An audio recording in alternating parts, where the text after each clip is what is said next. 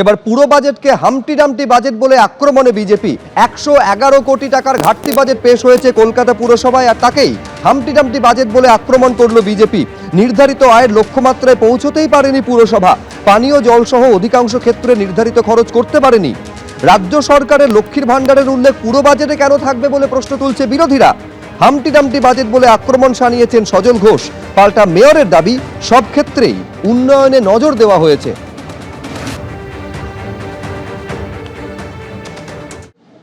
আগামীকাল শেষ হচ্ছে এসআইআর শুনানি। তার আগে মুখ্য নির্বাচন কমিশনার তিনি আজকে ভার্চুয়াল বৈঠক করেন, যে বৈঠকে একাধিক জেলা শাসকের ভূমিকা নিয়ে রীতিমতো অসন্তোষ প্রকাশ করেছে জাতীয় নির্বাচন কমিশন। ডিএম যারা ডিইও অর্থাৎ এই জেলা শাসকরা যারা মুখ্য জেলা নির্বাচনী আধিকারিক, তাদের ভূমিকা নিয়ে অসন্তোষ প্রকাশ করেছেন মুখ্য নির্বাচন কমিশন। কমিশন জানতে চেয়েছে যে কোন কর্তৃত্বে ইআরও এইআরওদের ডেকেছিলেন ইএমআরও। দক্ষিণ 24 পরগনা সহ একাধিক জেলা শাসকের ভূমিকায় ক্ষুব্ধ কমিশন। পূর্ব মেদিনীপুর, মালদা, উত্তর 24 পরগনা, জলপাইগুড়ি এই 6 জেলা শাসকের ভূমিকায় ক্ষুব্ধ জাতীয় নির্বাচন কমিশন। নথি আপলোডে বিলম্ব হয়েছে। কোচবিহারের জেলা শাসককে তা নিয়ে তিরস্কার করা হয়েছে বলে কমিশন সূত্রে খবর। পূর্ব বর্ধমানের জেলা শাসককে রাজনৈতিক বক্তব্য না দেওয়ার জন্য কমিশন নির্দেশ দিয়েছে বলে সূত্র মারফত জানা যাচ্ছে। এসআইআর শুনানি শেষের আগে বৈঠকে মুখ্য নির্বাচন কমিশনার জ্ঞানেশ কুমার। কমিশনের ভিডিও কনফারেন্সে উপস্থিত ছিলেন রাজ্যের মুখ্য নির্বাচনী আধিকারিক।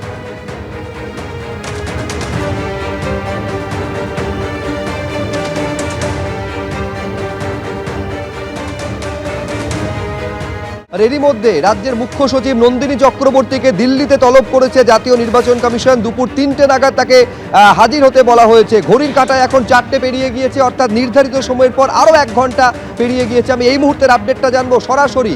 রুমা পাল আমাদের প্রতিনিধি রয়েছেন। রুমা, কি খবর রয়েছে? দেখো, জানিয়ে রাখি যে নির্বাচন কমিশন থেকে এখনো পর্যন্ত এই সংক্রান্ত কোনো কিছু জানানো হয়নি। অন্যদিকে এটাও ঠিক যে আজকে সকালবেলা মুখ্য সচিব তিনি দিল্লিতে গেছেন। 3টে নির্ধারিত সময় ছিল 3টে।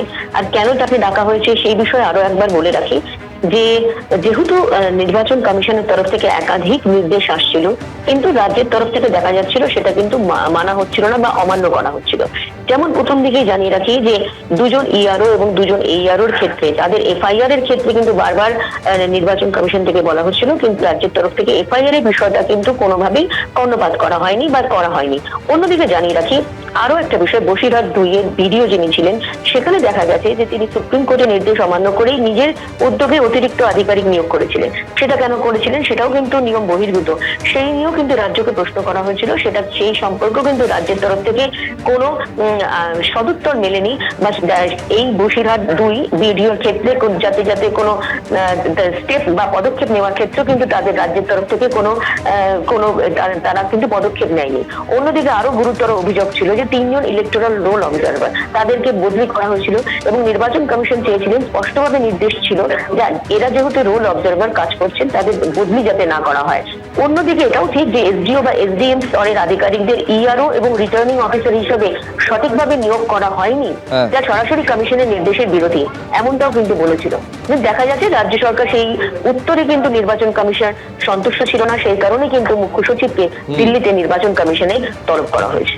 মুখ্য সচিব নন্দিনী চক্রবর্তীকে দিল্লিতে তলব করা হয়েছে। জাতীয় নির্বাচন কমিশনের একাধিক নির্দেশ রাজ্য অমান্য করেছে বলে অভিযোগ সামনে রয়েছে।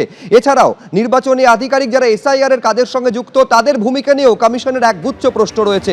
এই আবহে নন্দিনী চক্রবর্তীকে দিল্লিতে তলব। বিরোধীরা কি বলছেন তা নিয়ে দেখুন। পশ্চিমবঙ্গের এক শ্রেণীর আইএএস এবং আইপিএস অফিসারদের তাদের বারংবার কেন্দ্রীয় সরকারি নির্দেশিকা অমান্য করা অথবা নির্বাচন কমিশনের নির্দেশিকা অমান্য করা, এটা অভ্যেসে পরিণত হয়েছে। মুখ্যমন্ত্রীকে খুশি রাখতে গিয়ে তারা দেশের আইন, আদালত, সরকারি ব্যবস্থাকে উপেক্ষা করছে।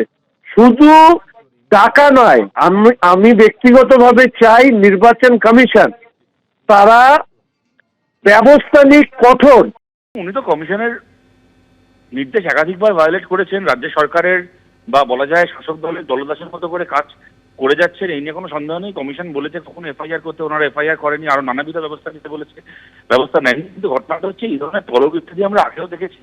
কিন্তু কোনো ক্ষেত্রেই কোনো কার্যকারী কোনো সিদ্ধান্ত আলটিমেটলি ইলেকশন কমিশন কি কখনো কেন্দ্র সরকারের স্বরাষ্ট্র মন্ত্রক তলব করেছে, তারা কখনো কোনো কার্যকরী সিদ্ধান্ত নেয়নি। এর আগে আমাদের মনে আছে বিজেপি নেতাদের গাড়িতে, যখন জেপি নাড্ডার গাড়িতে ভাঙচুর হয়েছিল, রাজ্যের 3 জন আমলাকে এবং পুলিশ আধিকারিককে তলব করা হয়েছিল। তারা সেই তলবের উত্তরে গেল না, তারা বললো আমরা যাবো না। ওই গোটা স্বরাষ্ট্র দপ্তর, কেন্দ্রের সরকার বসে বসে আঙুল চুষলো, কোনো ব্যবস্থা নেওয়া হলো না। আমরা আলাপন বন্দ্যোপাধ্যায়ের ক্ষেত্রে দেখলাম, বারবার করে কেন্দ্র তলব করলো, তিনি সেই তলবকে ভায়োলেট করলেন, তার বিরুদ্ধে কোনো ব্যবস্থা হলো না। এক্ষেত্রে আমরা দেখতে চাই কোনো কার্যকারী কোনো পদক্ষেপ হয় কিনা। আদারওয়াইজ এই ধরনের তলব আমরা আগেও দেখেছি, এতে খুব কিছু হয় না। এবিপি আনন্দ, এগিয়ে থাকে, এগিয়ে রাখে।